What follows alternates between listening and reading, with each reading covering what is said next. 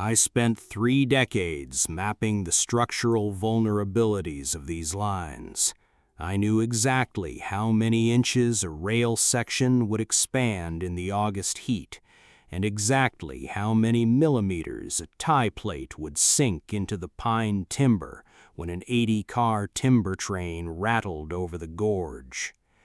I retired because the new corporate boards started replacing the track walkers with digital sensor arrays, and I had enough quiet clarity left to want the mountain air without the noise of their spreadsheets. But I kept my old paper logbooks, 3 dozen leather-bound ledgers filled with hand-drawn grade profiles, metallurgical casting dates, and trackwalker notes from the days when men checked the joints with a sledgehammer, not an infrared camera. I kept them on the long cedar shelf behind my stove, where the heat keeps the old glue from cracking and the ink stays dark against the parched linen pages. Then came Barrett Kincaid. Barrett was my sister's son, a man who had been educated entirely in the modern business schools of Chicago and who currently served as the chief operations director for the Bitterroot Resource Syndicate. He was 34 years old, wore a synthetic smartwatch that required a software update every month, and viewed the entire geography of Montana as an asset to be liquidated. The syndicate had purchased the old silver and zinc mines up at the timberline, and Barrett's entire career depended on moving high-tonnage industrial ore out of those peaks faster than the federal environmental and weight regulations allowed. He came to my stone station house one evening when the snow was beginning to drift against the porch. He didn't take off his lined leather gloves. He walked straight to my workbench, set his palms flat on the wood, and looked at my old tools as if he were already calculating the scrap value of the brass. "It's about velocity, Caleb," he told me, his voice fast and sharp against the quiet ticking of my pocket watch. "The old ways of running 40-car loads at 15 miles an hour, that's clunky. It's a bottleneck.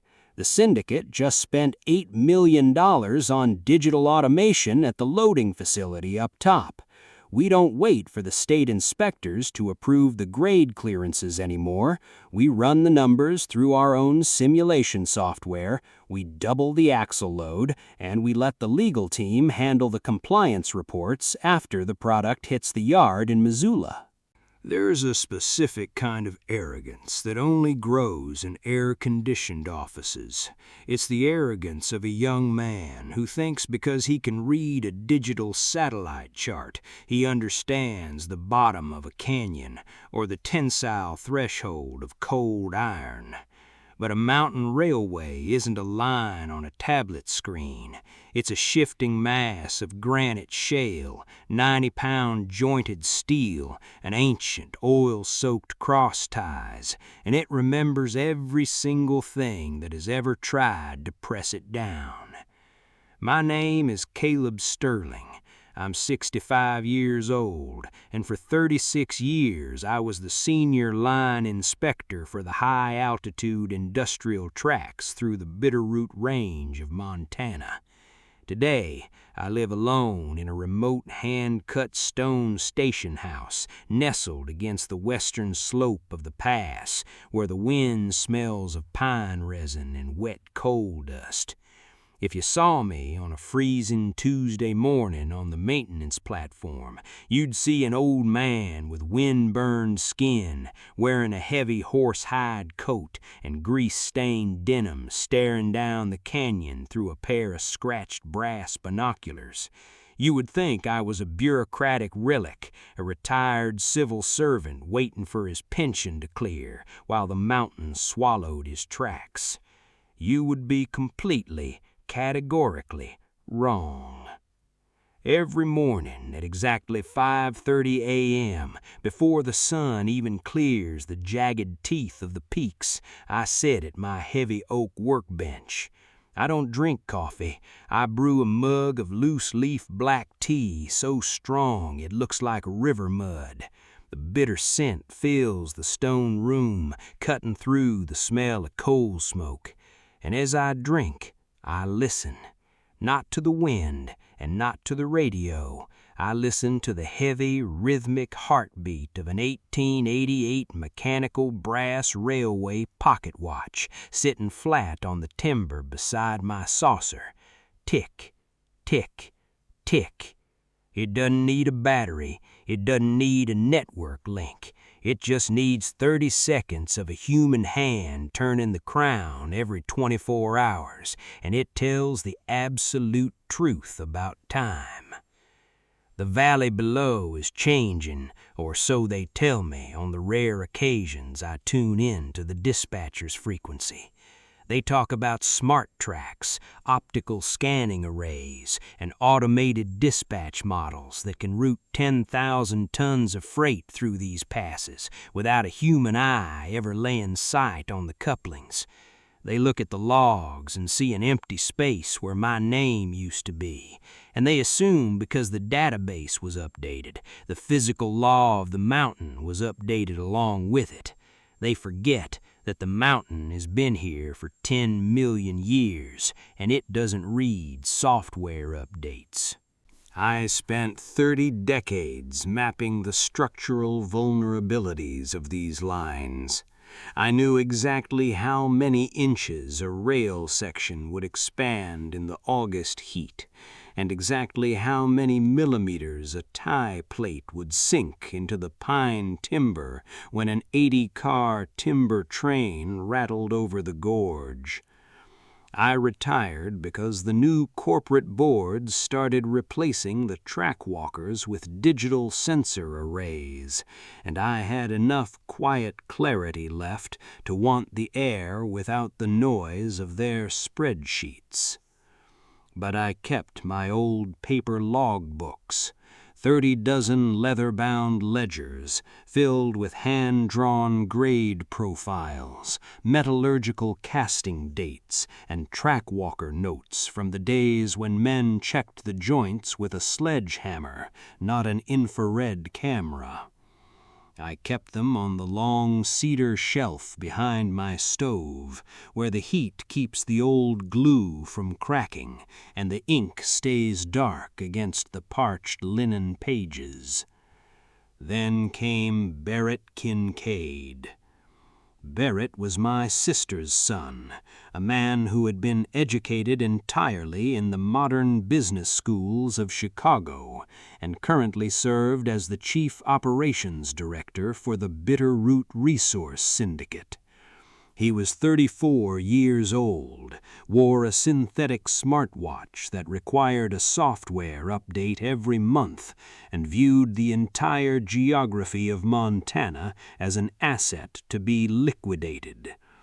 The syndicate had purchased the old silver and zinc mines up at the timberline, and Barrett's entire career depended on moving high-tonnage industrial ore out of those peaks faster than the federal environmental and weight regulations allowed. He came to my stone station house one evening while the snow was beginning to drift against the porch. He didn't take off his lined leather gloves. He walked straight to my workbench, set his palms flat on the wood, and looked at my old tools as if he were already calculating the scrap value of the brass. "It's about velocity, Caleb," he told me, his voice fast and sharp against the quiet ticking of my pocket watch. "The old ways of running 40-car loads at 15 miles an hour, it's clunky, it's a bottleneck. The syndicate just spent $8 million on digital automation at the loading facility up top. We don't wait for the state inspectors to approve the grade clearances anymore. We run the numbers through our own simulation software. We double the axle load, and we let the legal team handle the compliance reports after the product hits the yard in Missoula." I didn't take my hand off my tea mug. I let the steam rise between us. An engine that moves too fast into a cold curve doesn't show efficiency, Barrett, I said softly, my eyes fixed on the silver mechanical pencil behind his ear. Steel isn't a spreadsheet, boy. It has memory. He let out a short, dismissive laugh, turned on his heel, and walked out to his idling four-wheel drive truck. He thought he was looking at a stubborn old man who was afraid of a computer. He had absolutely no idea that the mountain had already laid out the parameters of his greed. The sound of his truck faded down the gravel path, leaving nothing but the smell of unburned diesel and the steady, dry click of the Waltham pocket watch against the oak table. I stood by the glass window pane and watched his tail lights vanish into the pine shadows, a thin red streak against a world that was rapidly turning gray. The frost was already thick on the edges of the frame, creeping inward like ice crystal teeth, unhurried and completely certain of its perimeter. The infrastructure began to rot precisely 3 weeks ago. I received a quiet visit from Enoch Cross, the old track yard foreman down at the junction. Enoch was 67, a man with grease embedded so deeply into his palms that no soap on earth could find it. He had spent his entire life managing the physical switches in the lower valley, and like me, he preferred the sound of a mechanical latch over a digital signal. Enoch sat by my iron stove, his wool cap in his hands, his breath coming out in small gray plumes in the drafty stone room. He looked at the floorboards for a long time before he spoke, the way old trackmen do when they're trying to calculate the grade before they describe the train. "Caleb," Enoch said, looking down at his boots, "the nephew is using the old profile. The digital tracking board at the junction showed a mainline clearance request issued under your old inspector retirement token at midnight. I didn't move. I didn't change my expression. I just reached down and wound the brass pocket watch 3 turns until the spring clicked. My clearance token was supposed to be deactivated 2 years ago, Enoch," I said. "Barrett's tech boys at the syndicate offices found the old server archive. They mapped your old digital credential to bypass the federal weight limit monitors on the Highline branch. They're scheduled an uninspected heavy-tonnage ore train of 6,000 tons of raw zinc rock to come down from the mountain facility at 2 a.m. on Friday. They're routing it under your old profile, so if the automated tracking system flags an overload, the violation hits a retired inspector's name instead of the corporate ledger." Barrett Kincaid was building a guillotine. He wanted the liquidity of a double-loaded train, and he wanted my 36 years of clean service to act as his sandbag when the federal regulators found the structural damage to the line. He thought that because a signature lived on a server, the physical iron on the mountain would follow the digital command. He didn't know that every credential has a physical path. He didn't know that when 6,000 tons of zinc moves over a 3% grade, the kinetic energy doesn't look at the name on the account. It looks at the resistance of the ballast. "He's running the 6,000-ton load with the old triple-unit diesel configuration?" I asked. "Triple unit," Enoch nodded, and he told the dispatcher to maintain 25 miles an hour through the upper pass to hit the morning connection in the valley. He's a fool who thinks the track stays flat because the screen is smooth, I said softly, standing up to check the thermometer outside the window. The mercury was sinking fast, already hitting 8 degrees below zero. Let him line the switches, Enoch, a man who thinks he can override the weight of the stone with a forged token shouldn't be interrupted while he's turning the key. After Enoch left, I went to the cedar chest in the corner of the room. I pulled out my 1991 inspection logbook, the one with the heavy canvas cover that had been stained by diesel oil during the great blizzard of that same year. I turned to page 84, where the ink was faded but clear. Subject: Crow's Curve, Section 12, West Slope.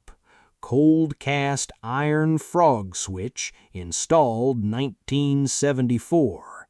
Microfracture detected in the base plate during sub-zero inspection. High tensile modification rejected by corporate budget team. Structural limit set to 3,500 tons maximum under freezing conditions.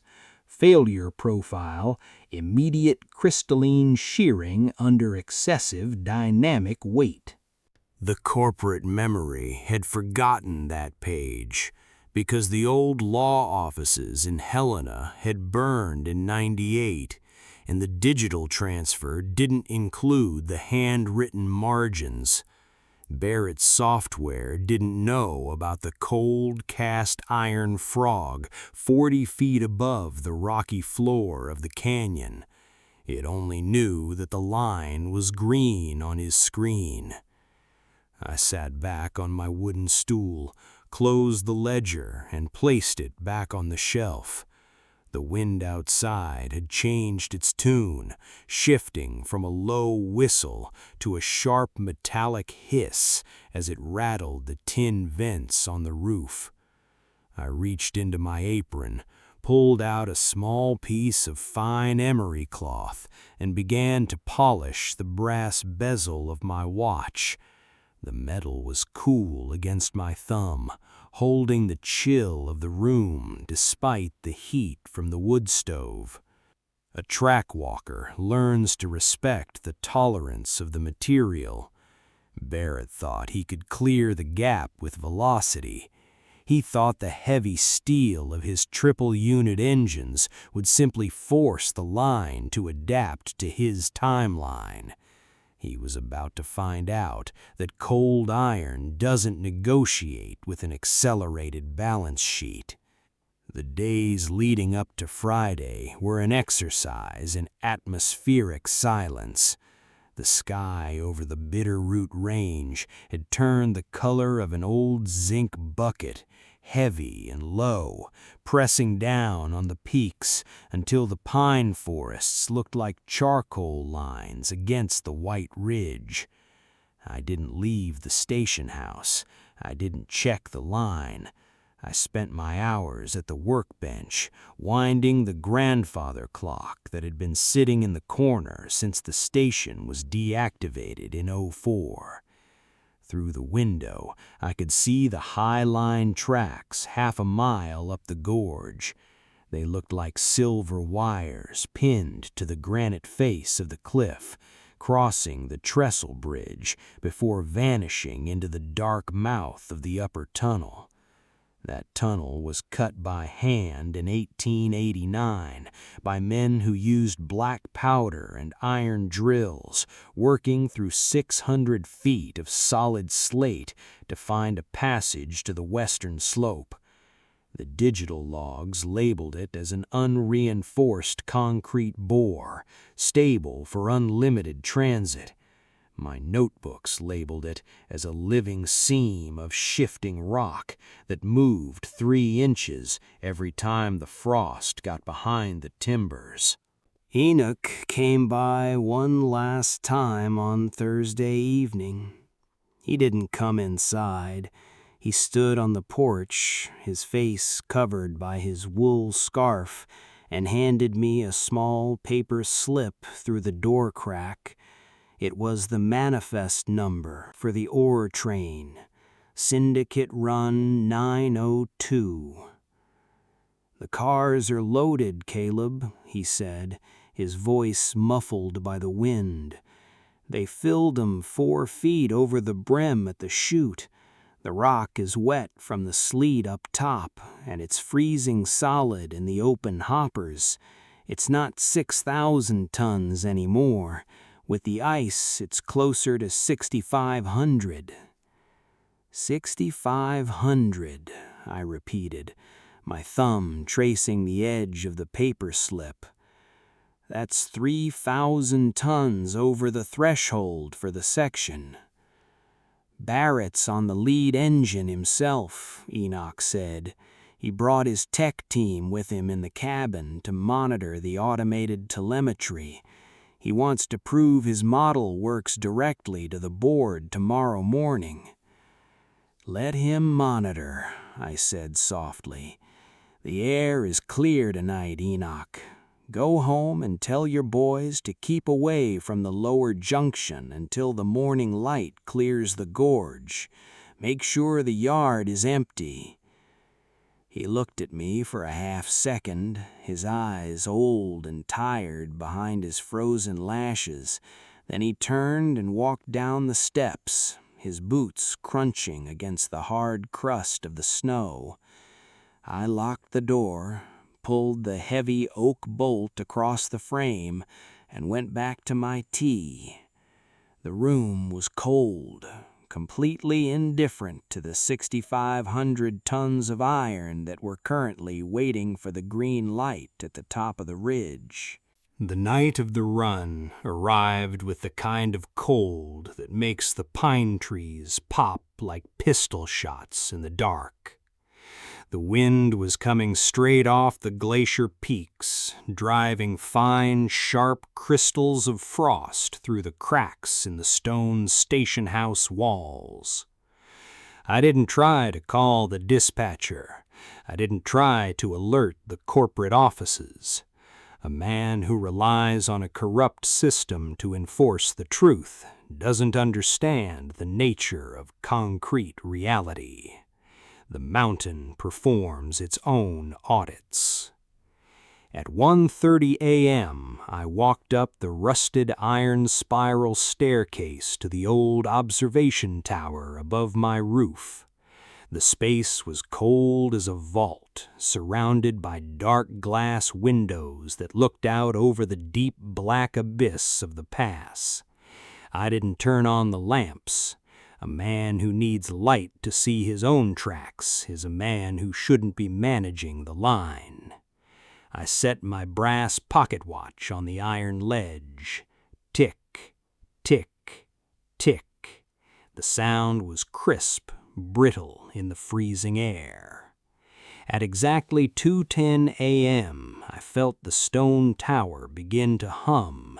It was a low, sub-audible vibration that started in the granite foundations and crawled up the iron stairs into the soles of my boots. Then came the headlamps, 3 massive, blinding shafts of white light cutting through the freezing mountain mist 2 miles up the track, illuminating the massive columns of diesel exhaust rising 60 feet into the dark sky. The sound was a mechanical roar, an unnatural heavy thumping of 12,000 horsepower fighting the gravity of the descent. Barrett's train was moving fast, too fast. I could hear the high-pitched screech of the flanges fighting the outer rail of the upper loops as the massive mass of rock pushed the engines down the mountain like a dead weight. I reached over and picked up the old short-wave company radio microphone from the bracket. I dialed the frequency for the syndicate's mobile lead unit. It was the only line left open. I pressed the button. "Lead Unit 402, this is Inspector Sterling at the Stone Station," I said, my voice remaining perfectly level, perfectly calm. A static hiss spit through the speaker, followed by Barrett's fast, breathless voice from the heated cab of the locomotive. "Caleb, what the hell are you doing on the company line? We're running a scheduled automated transit. The track is clear. Clear the frequency."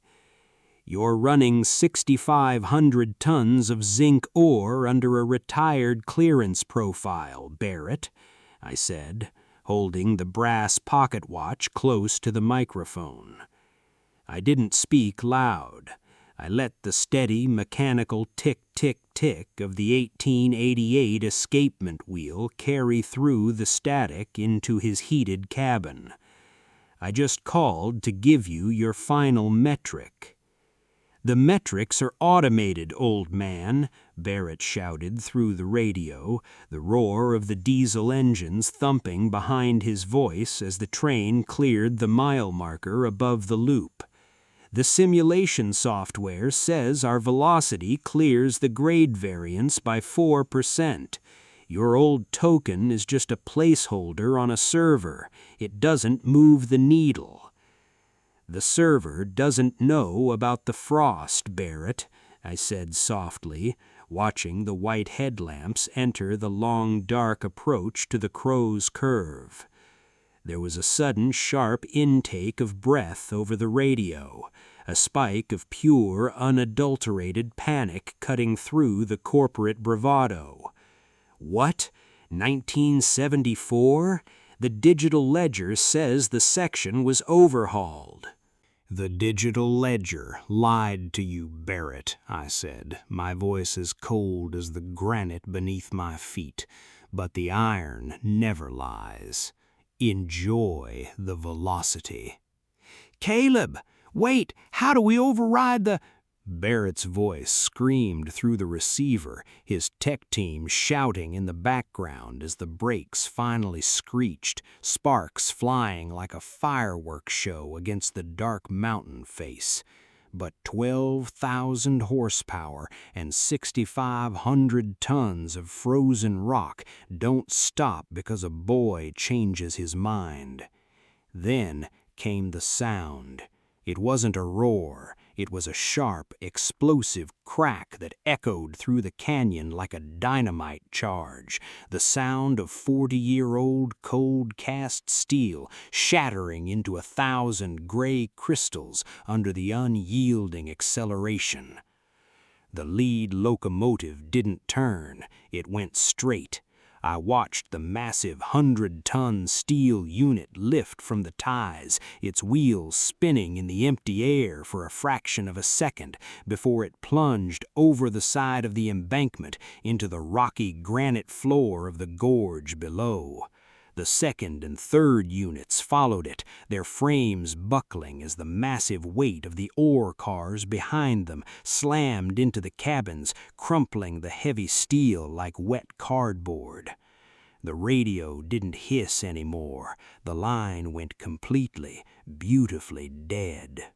For 2 full minutes, the mountain pass was filled with the terrifying rhythmic roar of 300 steel ore cars cascading into the canyon, a massive avalanche of rock, iron, and diesel fuel exploding against the granite walls in the dark.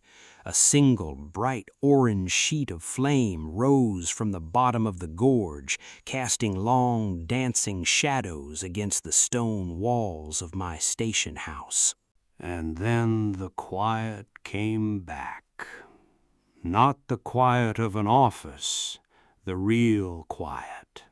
The quiet of 36 inches of mountain snow and old timber, and a river channel that had just swallowed a multi-million-dollar corporate shortcut whole. I stood in the tower for a long time after the fire died down. The brass pocket watch was still ticking in my hand. Barrett had chosen velocity over the iron. He had forged the token. He had signed the command, and the mountain had simply executed the physical law. He was my sister's boy. I had watched him learn to walk on the gravel path outside this very station house. But out here, the bloodline doesn't reinforce a fractured rail. There was nothing left of his board meetings but a smear of orange light against the granite wall. I walked down the iron stairs, back to my oak workbench, and poured the remains of my tea into the basin. The stone room was warm from the stove, completely untouched by the fire that was currently burning itself out half a mile down the canyon. I sat in the dark for a while, the watch still ticking in my palm, the silence of the mountain pressing in from all sides. 3 weeks passed before the county works crew managed to clear the first 3 hoppers from the creek bed. The syndicate tried to file an insurance claim, but the federal investigators found the forged clearance token within 48 hours. The log showed the exact hardware address of the computer that had initiated the run, and it didn't point to a retired inspector's farmhouse. It pointed straight to Barrett's private office on the 19th floor of the project headquarters in Missoula. They didn't find enough of the lead cabin to hold a standard service. The gravity of 6,500 tons of zinc rock doesn't leave many details behind for the family to look at. Enoch came by on a Sunday afternoon, his old Chevy truck idling at the gate. He walked into my shop, set a new tin of loose-leaf black tea on the counter, and looked at the grandfather clock ticking in the corner. "The line is closed for the winter, Caleb," Enoch said, pulling his leather gloves off one finger at a time. "The state board decided to decommission the High Line entirely. They said the metallurgical repair costs are too high for the current budget." "The iron was old anyway, Enoch," I said, staring at the empty table. "It had done its work." "Yeah," Enoch agreed, looking out the window with the white peaks of the Bitterroot Range, silent and cold and completely clear of corporate lights. I sat there at my bench after Enoch drove back down to the valley. The only sound the steady tick of the 1888 Waltham against the oak table. I thought about a young man who believed because he could change a number on a screen, he could change the weight of a mountain. He'd spent his whole life looking for velocity, and when the line split, the acceleration was the only thing he had left to hold on to. I picked up the Waltham watch, turned the crown 30 seconds until the spring was snug, and slipped it back into my waistcoat pocket. The metal was warm against my chest, keeping time with the simple, unchanging laws of the granite outside my door. Some men spend their whole lives trying to outrun the bottom of the pass. Caleb Sterling spent his learning exactly where the iron breaks, so he'd know exactly how long to wait before the greed turns into the guillotine. There's a difference, and tonight the mountain was perfectly, beautifully still. The thing about a digital token is that it doesn't add a single pound of structural integrity to a frozen rail, and when the iron shears, the code doesn't have the tensile strength to hold the train on the mountain.